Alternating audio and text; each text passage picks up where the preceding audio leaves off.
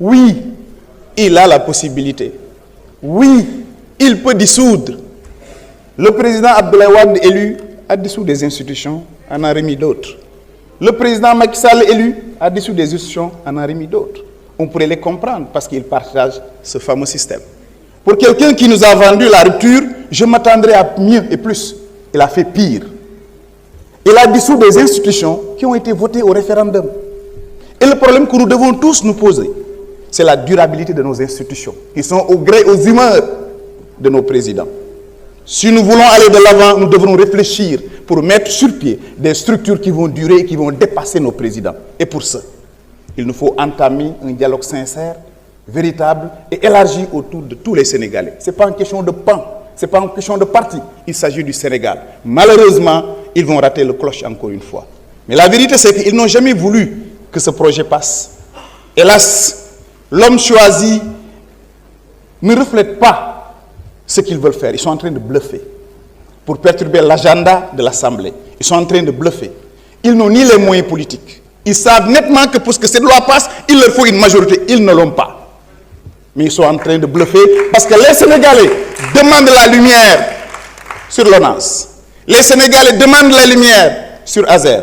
Aujourd'hui, celui qui est leur mentor, oui, dans un passé récent, avait une popularité qui fascinait et qui façonnait même. Aujourd'hui, ils sont en chute libre parce qu'ils ont promis des choses qu'ils ne sont pas en train de faire.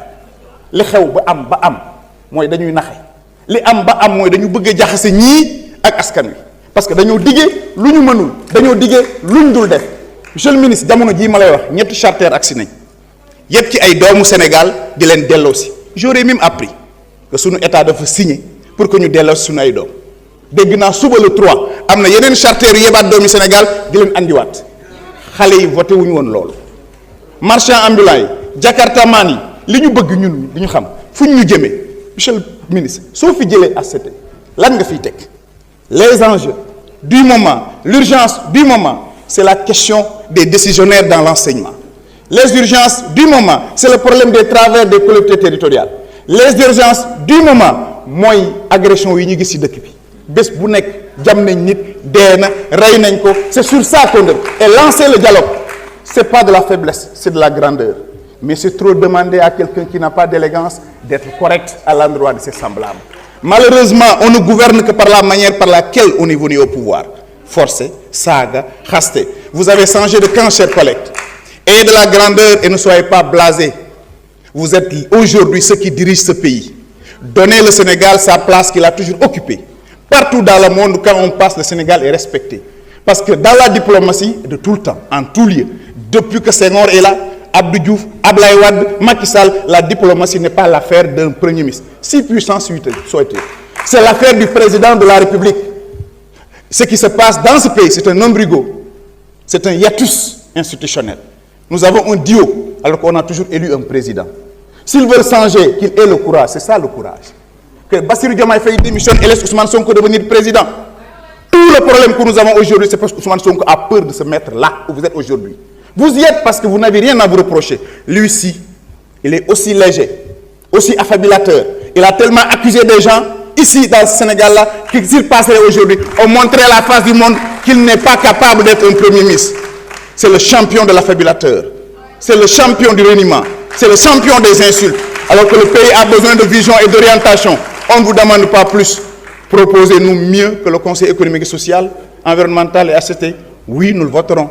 Mais n'oubliez pas les fonds politiques. N'oubliez pas les fonds communs. C'est du bluff et nous ne sommes pas partants. On va voter contre. Merci. Ami Yaya Diallo, vous avez la parole, suivi de Bakary Diédhiou.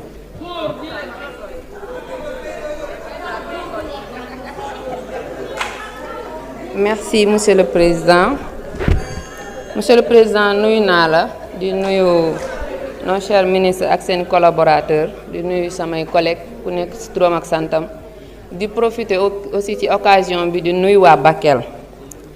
Monsieur le ministre man duma voter loi bi parce que lii ku ko gis xam ne ni lii cinéma la président de la République am na droit dissoudre Assemblée nationale bi bu amee 2 ans.